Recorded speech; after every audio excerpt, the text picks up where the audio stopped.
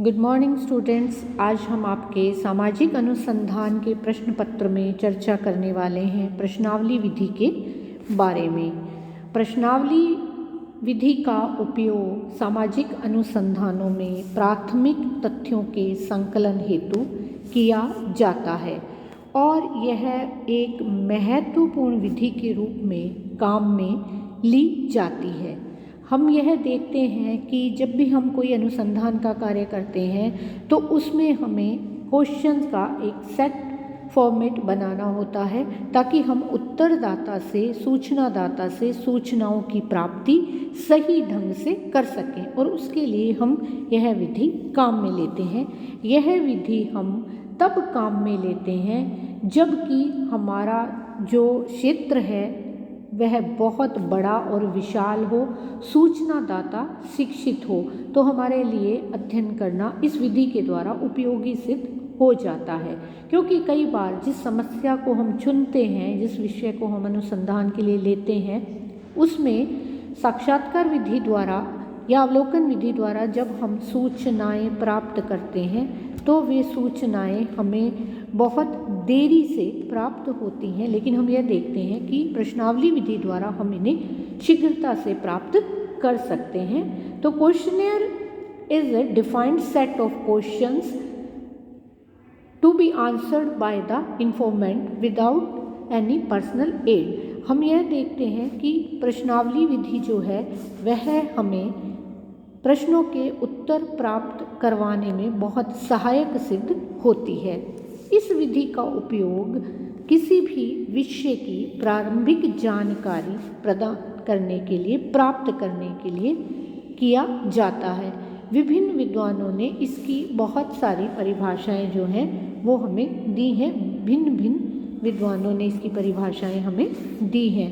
तो इस प्रकार से हम यह देखते हैं कि बोगार्डस इसके संदर्भ में क्या कहते हैं, गुडे तथा हार्ट इसके संदर्भ में क्या कहते हैं। बोगार्डस कहते हैं कि प्रश्नावली विभिन्न व्यक्तियों को उत्तर देने के लिए प्रेषित की गई प्रश्नों की एक सूची है और गुडे और हार्ट कहते हैं कि प्रश्नावली जो है वह एक ऐसा प्रपत्र है जिसमें प्रश्न होते हैं और जिसे उत्तरदाता स्वयं ही भरता है।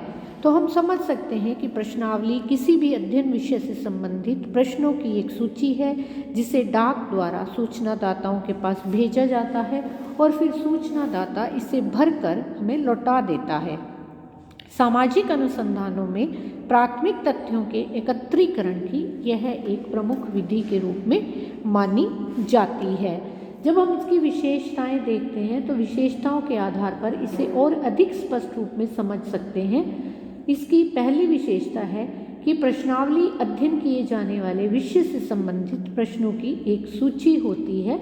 दूसरी विशेषता, प्रश्नावली को डाक द्वारा सूचनादाताओं के पास भेज दिया जाता है और कभी कभी स्थानीय स्तर पर भी इसे वितरित करवा दिया जाता है। प्रश्नावली को एक सूचनादाता स्वयं भरता है, क्योंकि हम पहले ही कह चुके हैं कि शिक्षित सूचनादाताओं के लिए इसका उपयोग किया जाता है। कई बार अध्ययनकर्ता उनके समक्ष नहीं होता है, वह उसे वितरित करवा देता है, तो इस प्रकार से सूचनादाता उसे पढ़कर उसके उत्तर दे देते हैं और यह सूचनाओं को संकलित करने की एक अप्रत्यक्ष विधि है। इसका जब प्रयोग हम करते हैं वो हम किसी बड़े अध्ययन क्षेत्र के लिए, विशाल या फैले हुए अध्ययन क्षेत्र के लिए करते हैं। इसमें भाषा जो है वो स्पष्ट होनी चाहिए ताकि इसे उत्तरदाता आसानी से समझ सके।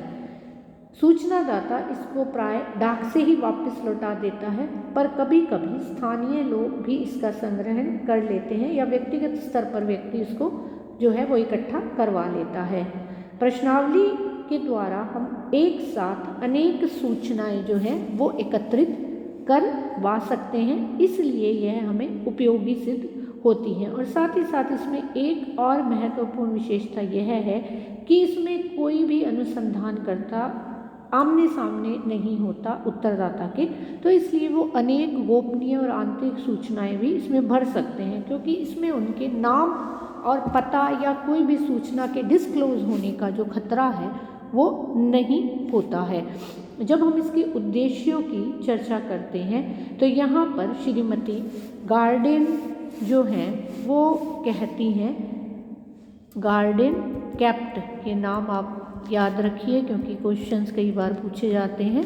गार्डेन केप्ट जो हैं वो ये कहती हैं कि प्रश्नावली का निर्माण शुद्ध संप्रेषण और शुद्ध उत्तरों के लिए किया जाता है और शुद्ध उत्तर तभी प्राप्त होते हैं जब उसके उद्देश्य को उत्तरदाता सही ढंग से समझ सकता है। तो यहाँ पर एक विशाल और विस्तृत क्षेत्र से सूचनाएं एकत्रित करना, वे सूचनाएं प्रामाणिक और विश्वसनीय हों, इनका व्यवस्थित संकलन किया जा सके, बड़े अध्ययन के लिए उपयोगी सिद्ध होती हैं और अनावश्यक पक्षों को जो है वो इसमें छोड़ दिया जाता है, इसलिए यह विधि कम खर्चीली मानी जाती है।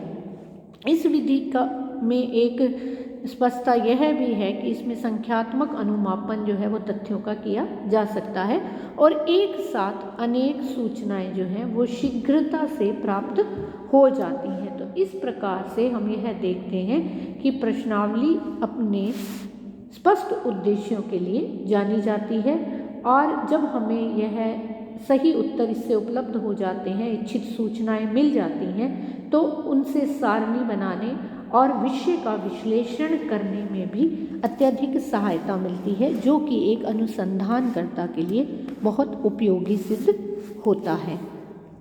तो इस प्रकार से हम देख सकते हैं कि यह हमारे लिए एक उपयोगी विधि के रूप में काम में आती है।